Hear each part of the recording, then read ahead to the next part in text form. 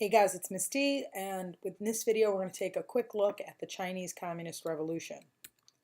All right, this is a very in-depth, detailed period of history, but we're going to do it in as quickly as possible. So I'm just going to focus on the things that the Regents focuses on, namely the Long March, the Great Leap Forward, and the Cultural Revolution.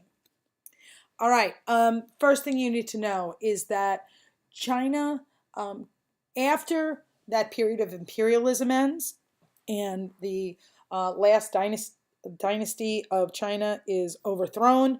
The nationalists take power, but there's still, it's like a period of civil war in China.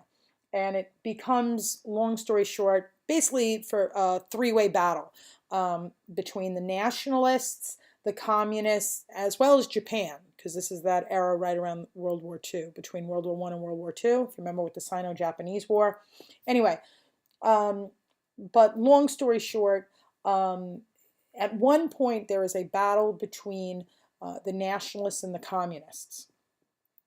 And it looks like the communists are going to be defeated, and so they are forced to escape into the mountainous regions of China. So they're going in, the quote-unquote middle of nowhere kind of thing, into the areas, into the mountains, and this really tough area of China. This journey to escape the nationalists takes over a year. And what's important about the Long March is that it's during this period that first Mao Zedong solidifies his place as the leader of the Communist Party in China. And secondly, it allows the Communist Party to communicate with the peasants in China and convince them to join with the communists and support the Communist Party. And how do they get the peasants to join them? Again, same thing we've heard over and over again, whether it was, with Lenin, when he promised the people peace, land, and bread. We saw it when I talked about the Cold War. We talked about the Cuban Revolution, and we're going to see it here. The big thing is land reform. Generally speaking, when you have a communist overthrow, a big reason why people, especially peasants, are going to support it is the idea of land reform, that you're going to take land from the owners and distribute it out among the people. In addition to that, Mao also promises women equality and childcare. Suffice to say, move forward very quickly, the communists will win the Civil War and they gain control of China. And of course, by that time, Japan had been defeated in World War II, so they had been kind of off the board for a while. Anyway, the nationalists will retreat to Formosa, otherwise known as Taiwan. All right, next thing you need to know is the Sino-Soviet split. China was a communist country, but really the first communist country ever to be established was the Soviet Union. So as you might imagine, the Chinese really turned to look at the USSR as like a model of how a communist government would function. And so naturally, they're going to copy things like, the idea of having a 5-year plan and collective farms. They're going to get that from the Soviet Union. They're also going to get resources, aid, economic, technical aid to kind of build up their industries. And for a while, things would go well, but then eventually there's like a breakdown, and this is known as the Sino-Soviet split, where the two countries divide for a number of reasons, including the fact that they disagreed on communist kind of dogma and teachings. Mao and a lot of Eastern communists kind of, instead of the traditional USSR Marxist reading of communism about, about representing the workers, with Mao and a lot of the Eastern communist countries, it's a more agricultural model based on this idea that it is the farmer, the peasant farmer, that is the true communist. All right, so as I said, when Mao takes over and China becomes communist, they're going to follow the USSR model, right? They're going to have 5-year plans and collective farming. And that's what they do the first 5 years. They establish a 5-year plan. Things move along pretty well. What ends up happening, though, is Mao decides that he needs to take the pace of progress and he needs to turn it up. that he wants things to progress much faster. And so he comes up with this idea of the Great Leap Forward. It is the nickname for Mao's second 5-year plan. And again, he's going to increase China's economy. And again, the kind of traditional model for an economy is made up of the things you grow as well as the things you make. So agriculture and industry. That's very, very much oversimplified, and today it's a much more complex model, but back then, just think of it generally in that direction, make it easier for you. All right, so one of the big things with industry is Mao knows that in this second 5-year plan in the Great Leap Forward, he needs to greatly increase industrial output. He's going to set the quotas, which are basically this is your targets that you as a factory worker are expected to produce. If you're the person running the factories, this is how much you're supposed to be able to make. In addition, there is even this program to produce steel in something known as backyard furnaces. So instead of making steel at a steel mill, he's going to call on the Chinese people themselves to work to produce steel at their communes. And we're going to discuss what a commune is in a little bit. Long story short, this aspect of the Great Leap Forward completely fails. When you increase targets like that, people can, if somebody can produce 30 of something and you tell them, all right, now produce 100, if they produce 100, the quality is just not going to be there. And that's exactly what happened in China. Quality was terrible of all these goods. People were going fast, but they weren't being careful. And the steel from the backyard furnaces was completely and utterly useless. What happens is, actually, it's worse than useless. People ended up taking iron. By the way, if you're not familiar, steel is produced from iron. Iron, you take iron, you melt it down, you further refine it, and then you get to steel. So what happens is in the backyard furnaces, a lot of the Chinese people would gather up iron goods like an iron plow or iron tools, stick them in their furnaces in hopes of turning them into steel. Instead, they turn them into garbage. So useful things are actually turned into garbage. It was terrible, as it said, complete and utter failure. All right, so like I said, that was the industrial half of the Great Leap Forward. The other half, and the more important part, and the part that always makes it on the Regents, is discussion about the communes. This idea that in the Great Leap Forward, instead of just putting people on collective farms, Mao is going to do something even more massive, on just a much more massive scale. He's going to create a commune, and a commune would house 200 to 300 families. So these communes almost operated like a small town, where everyone would work together and live together and share meals together, and this was the idea. To give you kind of a ballpark idea of what a commune would have looked like, people would eat together in communal dining halls. So there's no need to make your own dinner for your own family in your little house. That's taken care of for you. You're all working together on the farm to produce goods. And like I said, there's backyard furnaces where supposedly all the members of the commune are going to try to produce steel. Again, it is a tremendous and utter failure. In fact, it's so terrible, it actually, not only does it not increase agricultural production, it instead leads to widespread famine. What happens is there's stories about this, that it's just horrible stuff. What happens is, so you'd be on the commune and you're supposed to be running this farm, and the people really making the decisions about what happens on the commune, it ends up being government ministers who are far removed and aren't necessarily experts at what should be done.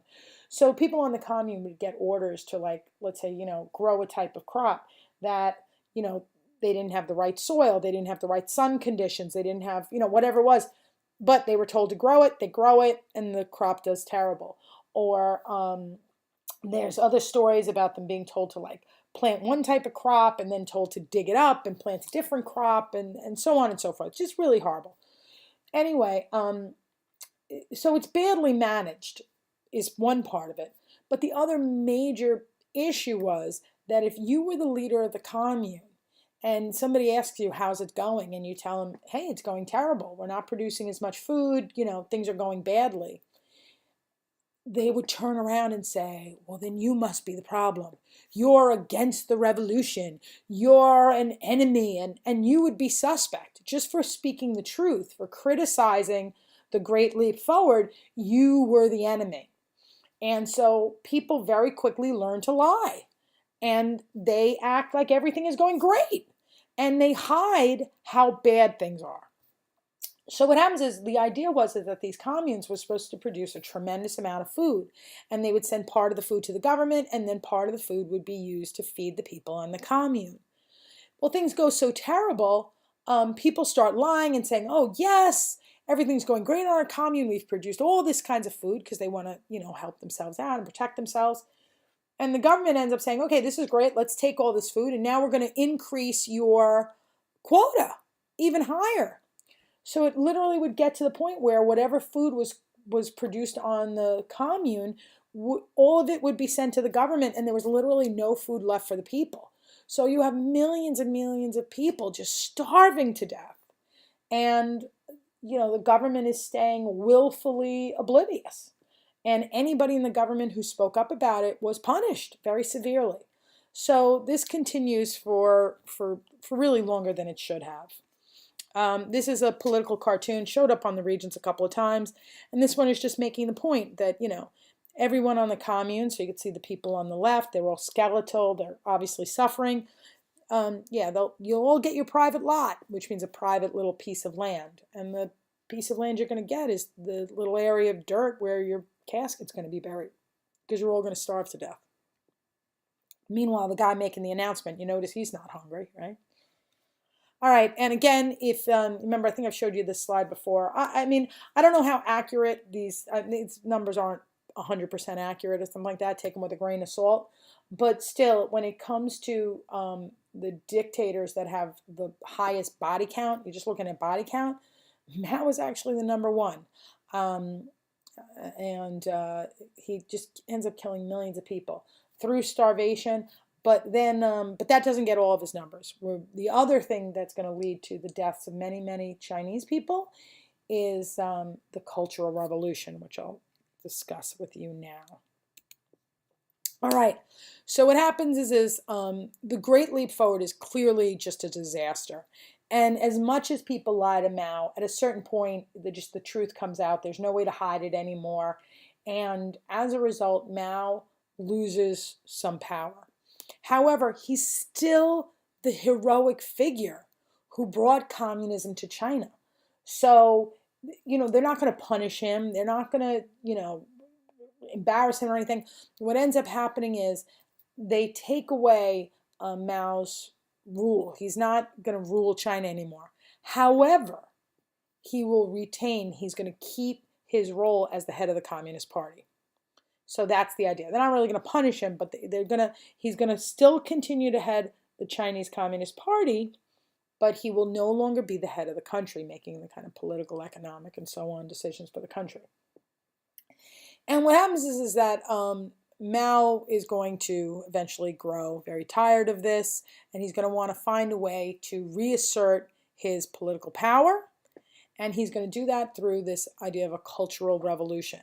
That he starts making these claims that the government of China is under the control of bourgeoisie forces, and that he needs the young people of China to bring back the revolution and to cleanse the society of these forces, these bourgeoisie forces. And this is what you see in the picture on the left. If you notice all the young people, and of course the figure in the center, the person who taking his hat off, that's Mao Zedong. And the people all around him are these young people that he enlists in his Cultural Revolution. And he names these people his Red Guard. And that's why if you notice all of these little figures, a lot of them are in these little green uniforms. And that was the Red Guard uniform. And these Red Guards, they were all carrying these books. You notice they're red books, which oddly enough are named Little Red Book. And these little red books, the little red book that they carry around, are filled with quotes from Mao. And if you look at the picture, the way they are screaming for Mao, they are like losing their mind for him. Okay? If you've ever seen a little boy band or something, you've seen little teeny boppers screaming and losing their mind. That's what kids were like around Mao during this period. They worshipped him like he was a rock star. And there's a word for that. It's known as a cult of personality. That's what develops for Mao. That he is no longer simply a political leader. He becomes this kind of rock star persona. He becomes this figure that people just adulate to a point where they almost worship him, right? And that's what it becomes. It doesn't become about let's help China. It's like let's help Mao. Let's save Mao. We're doing it for Mao. Mao loves us. We love Mao, and that type of thing. And so these young people attack these kind of anti-revolutionary forces. And who are they? The teachers, the intellectuals, a lot of the older people in society who would normally be respected for their knowledge and experience, they are targeted as enemies, and they are seen as class enemies. And this cultural revolution is very destructive to China. All right, if you take a look at the pictures on the right, in the bottom, these are some Red Guards, and they have identified this man, this older man in the picture. He was identified as a class enemy, and you can see in front of all these people, they're shaving his head. They're like cutting off his hair. And this is an attempt to harass him. This is humiliating him. This is embarrassing him. And this is what they would do. They would target different people.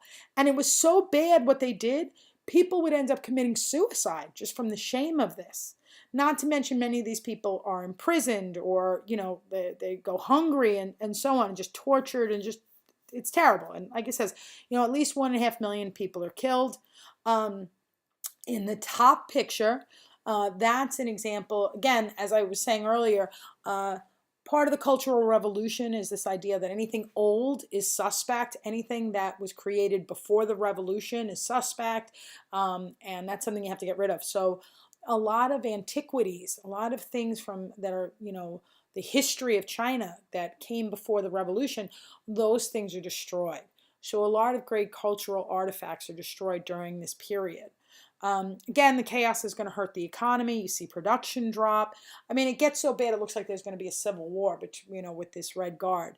But eventually, the Cultural Revolution does come to an end, and it comes to an end when Mao dies. So it may make you think of, I don't know, maybe if you think of another time of a chaotic period, people kind of lost their minds. French Revolution, the Reign of Terror. Kind of similar in the sense that the Reign of Terror ends with the death of Robespierre. The Cultural Revolution is going to end with the death of Mao. However, if you remember, Robespierre dies because they cut his head off and they recognize him as a bad guy. That's not the case here. Mao is going to die of natural causes. All right, so there's been a lot of chaos, a lot of, the economy of China is really in, there's a lot of disarray. And now you need to bring in a new leader who's going to take China forward. And the person who's chosen is a man by the name of Deng Xiaoping. And Xiaoping is interesting because during the Great Leap Forward, and I think it's Great Leap Forward to the Cultural Revolution, but he was actually imprisoned. He was one of these guys who spoke truth to power and ended up getting arrested for it. He was like under house arrest, and he ends up getting rehabilitated and what have you, and that's how he comes back to power. And one of the big things, he's going to try to change China's culture in a number of different ways. First thing he's going to do is, his one plan is what's known as the 4 modernizations. That when he looks at the economy, he's going to modernize the economy. But he's not going to just look at agriculture and industry. He's also going to look at technology. He's going to make a special focus on technology as well as China's defense. And when it comes to technology, if you remember, in the Cultural Revolution, this idea of the intellectuals and the teachers, these were people who were suspect, who were anti-revolution. They were kind of bourgeoisie forces. They were seen as these, dangerous elites. Deng Xiaoping changes that. He says, no, no, no. These intellectuals, these scientists, these are good guys. These are knowledge workers. And that's the push. If you remember, for communism, the idea is that the worker, the working class, the peasant farmer, those are the true communists. The bourgeoisie, the upper classes, those are the bad guys when you think of communism. So that's what Deng Xiaoping does. He kind of rebrands the idea of intellectuals, not as bourgeoisie, not as elites, but instead he names them as knowledge workers. So in that way, he kind of rehabilitates them, and then that's the idea, is that being smart, being a scientist is now cool. It's now a good thing to do. The other big thing is he is going to switch China into, make China a free market. He's going to get away from a communist command economy and move it towards a free market. So let me explain what that means. To understand the changes that Deng Xiaoping made to China, you really need to understand communism from both a political and economic sense. So let me just run you through a little bit of background information. First, let's start with our own country, just to give us a point of reference, right? When we talk about America, right, we talk about a political system. Our political system, right, is democracy, and our economic system is capitalism. All right, so what does it mean to be a democracy? If you say we're a democratic country, we say, all right, we're a country where everyone has freedom, right? That we are free people, that with citizens have rights, we get to vote for our government, so on and so forth, right? And then when we talk about capitalism, we call ourselves a free market. Well, what does it mean to have a free market? At its most basic, it means that no one tells our markets what to do, right? If you remember the theories of Adam Smith, right? This idea of the laws, the invisible hand of the market, that supply and demand determine prices, that it is the seller and the buyer in the marketplace that will determine what prices are. So the buyer decides whether or not they want to purchase your item. The buyer creates the demand. If they like it, it has a high demand. If nobody wants it, there's a low demand for it. And then the seller determines how much of the product they'll produce. They can produce a lot or they can produce a little. And those two forces of supply and demand drive prices. So for example, if you make very few of something that everybody wants, for example, limited edition sneaker, right? Some hardcore designer, whatever, doohickey, Nike monster sneaker that's, only, 100,000 will be produced. There's a very few of these sneakers, everybody wants it, the price goes really high. If, on the other hand, you've ever been to a store and you see the sales rack, right?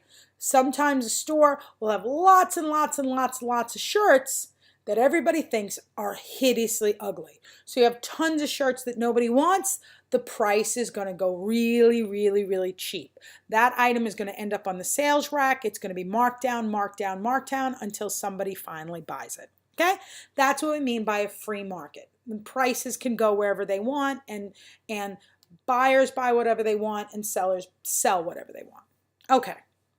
When we talk about the USSR, right, under communism, this communist, that they were a communist country. When we say it's a communist country, we mean that it had both a communist political system and a communist economic system. All right, that it actually means both. And that the word can be used by both. What does it mean to have a communist political system?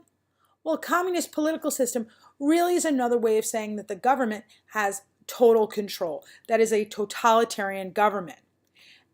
In addition, if you say a country has a communist economy, again, the government has total control of the economy. We often refer to that as a command economy, that it is the government telling businesses, or actually it's the government running the businesses, and the government decides what will be made, how much will be made, what the price will be. And the consumers are limited by how much they can buy. They buy at the price set. And generally speaking, the general rule is that communist economies don't work. That when it's centrally managed by a government, they don't work out that well. But nonetheless, like I said, in the USSR, if you think of Stalin, that idea of like the 5-year plan where the government set the targets and the government can tell you what job to have and have a lot of control over your life, that's the idea. But when you say you live under communism, the assumption is you live under a totalitarian government that completely controls the economy. All right. So when China becomes communist, as I was saying earlier, it follows the communist model of the Soviet Union with 5-year plans and all of that. So again, under Mao Zedong, we would think of China as a traditional communist country with both a communist totalitarian political system as well as a communist command economy. All right. What Deng Xiaoping does, which is so remarkable, is that he decides that he's going to change the economic system to a free market. However, he's going to maintain a communist totalitarian political system. So he's going to retain the totalitarian government, he's going to retain the political power, the all-powerful central government, and his role in the government, he's going to be very powerful. However, the economic system will be free market. Now, just to be clear, it is not going to be a capitalist economy. It's not going to have the same level of freedom as, a U.S. business. Under China, the government still has a lot of regulations. The government will still get involved and, support certain industries and, use government pressure to make sure that certain business is done a certain way. Don't get me wrong. There's more involvement than you would see in a capitalist society. But things that we would associate with free market, the idea of supply and demand setting prices, the idea of foreign investment and welcoming foreign investment into China, those things will be allowed. That's the reason why today, you have all your iPhones made in China, and China is such an economic powerhouse. It's because of this change to a free market. Okay, so returning to our PowerPoint. As I said, he's going to introduce free market, the 4 modernizations. With all of this, the people of China, especially young people of China, say, this is great. China is really changing its direction. We're allowing the market to be free. Obviously, the next step, making society more free, right? That's at least what they assumed. If you had a free economic system, the next step would be a free political system. And there was some, there were some things that went on where the government was asking for people's input and so on and so forth. But anyway, it leads to this event known as Tiananmen Square. Tiananmen Square is in the in the big city in China, right? Tiananmen Square. It's a huge protest, a pro-democracy rally. Okay, many people come, and it's all this kind of push to get increased democracy in China. And everybody goes there, it's a lot of young people, and it's, this wonderful day. Lo and behold, what happens? The government sends in tanks. Deng Xiaoping's government sends tanks into Tiananmen Square to clear out the protesters. There is bloodshed. There is death. This picture that you see on the third circle, that one is a very famous image from the day with this guy just standing in front of the tank. But that's what it really felt like. These protesters were just outmatched. The tanks were just going to crush them, and they did. Many people died that day. The pro-democracy movement was completely crushed. A lot of people were arrested. A lot of people had to leave the country. And even today, when you go into China, if you try to find information about Tiananmen Square, like if you try to search the internet, it's completely hidden. The government tries to deny that the event ever took place. They're doing everything in their power to erase the memory of Tiananmen Square from the people. And I mean, the people who participated in this are still alive. I mean, they're around.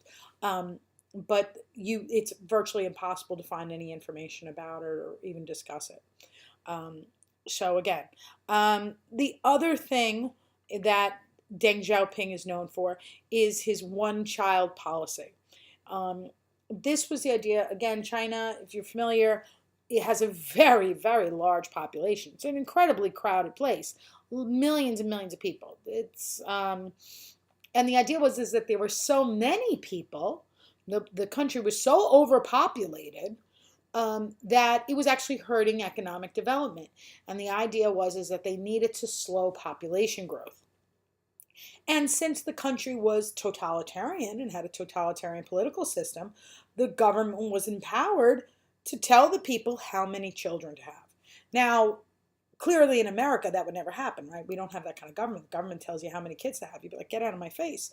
But in China, totally different story. So you would have situations where women would give birth to one child, get pregnant again, and they, the government agents would, send them to a hospital and get them sterilized or force them to have abortions. This was an era where, women would give birth and then abandon children because they didn't want girls, and they would abandon their girls in hopes that they would get a boy. Just real terrible stuff that happened. But anyway, it was a tough policy. It does reduce the population and growth. I mean, it was successful in that sense. But actually what they had to do is they found that they actually had to get rid of a policy. In 2016, the policy comes to an end. And the main reason is because right now you have so many elderly people and there aren't enough young people to support them, first. Secondly, there is a huge gender imbalance in the country. As I said, when a family needs to choose, would you rather have a male child or a female child? Very often, especially in rural areas, but very often they would prefer a male child. A male child is going to carry on the family name. The male child can hold on to the family business. If you have a farm, the child can run the farm. But if you have a daughter, forget it. The daughter gets married. She moves in with her husband's family. She doesn't maintain the name. She doesn't, she doesn't bring anything, her quote unquote value, economic value is much less. So one of the issues you're dealing with now is that there's just no women for a lot of the Chinese men to marry. There's just, it did a number on the society in a lot of different ways. So at this point, now, people are free to have 2 children, but it's still having a lot of long-term impacts on the culture. All right, these are some pictures from Tiananmen Square to give you an idea of the rally, the size of the rally, and what it looked like, this kind of pro-democracy rally. And this is kind of the after. As you can see, the army searching for the dissidents, the people who had spoken out at the rally, some student leaders who were arrested, people who were killed. You can see the tanks going through the square. And again, this kind of graphic kind of explains how large the population is of China and just these other neighboring countries. All right, final thing we're going to talk about in this presentation on China is modern China, kind of bringing you up to today. These are just some of the issues. Actually, I could probably update this with more. I mean, if you looked on the internet. Tibet is currently still under China's control. In fact, if you refer to Tibet, China gets very mad. They consider it part of China. They consider it a region of China.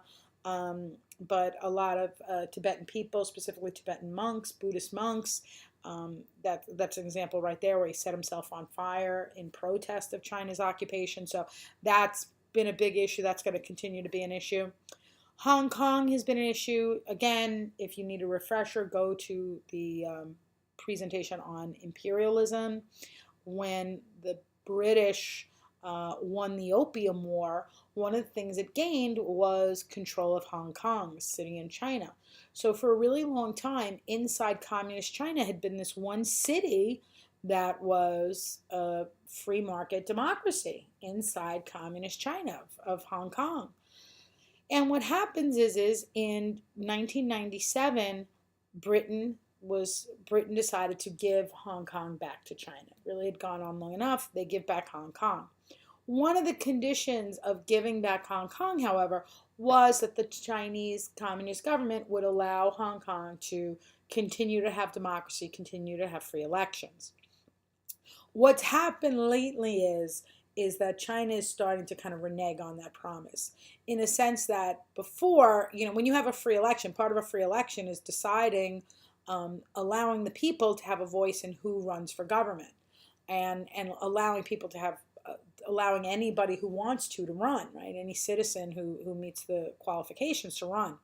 One of the issues is in Hong Kong is that the Chinese Communist government is requiring that it have approval of the candidates first before the people vote. So the communist government must approve of the people, and then people can vote. And obviously that is not democracy. So as you can see on the bottom left, these are examples of the kinds of rallies and things, the pro-democracy rallies and things that are going on in Hong Kong. Right now, China is, as I was saying earlier, it's an economic powerhouse, manufactures a lot of goods for the U.S. Economically, we do have a very strong trading relationship with China. We are very much, in a sense, if not completely dependent, I mean, certainly having access to the Chinese market is very important to many U.S. corporations. To be able to sell goods in China, it's a huge market. And in addition, a lot of products are produced in China or manufactured in China, especially technology products. So that we have a very strong relationship. The government has also borrowed a lot of money from China, so we owe them that. One of the issues with China's economy growing so fast, so quickly, is there is just terrible, terrible pollution in China. You can see on the left, people literally have to walk around with masks just to be able to breathe. The air pollution is terrible. You can see the river in the bottom right. Again, very, very common in China that the rivers and things are very much polluted. Another thing which is not on this PowerPoint, which I'm making this recording in 2018, so this has been an issue this year that's coming up, is control of the South China Sea. If you look at the image in the top left, China faces the Pacific Ocean on its right side there. That's the coast. And that area right next to China by Taiwan and all is known as the South China Sea. It is a body of water that is used by many of the countries of Southeast Asia, including the Philippines and Korea, so on. One of the issues is that China wants to maintain control of the South China Sea. And that is an area that's creating a lot of conflict with Japan as well as the Philippines. Those are two countries that the United States has a very strong relationship with. And if China acts aggressively to take on control of South China Sea, it could create conflict for us, that we would have to step in to help the Philippines and Japan with that. One of the ways that China is trying to gain control of the South China Sea is actually building artificial islands in the South China Sea. That's one of the ways they can kind of expand their control of the body of water, is to control islands in that area. So they're manufacturing islands in that area. So that's another situation that's developing. If you check out the news, Google it, and you'll find out more. Okay, with that, I'm going to break off from this PowerPoint and invite you to view my next one. Will be on post-colonial independence.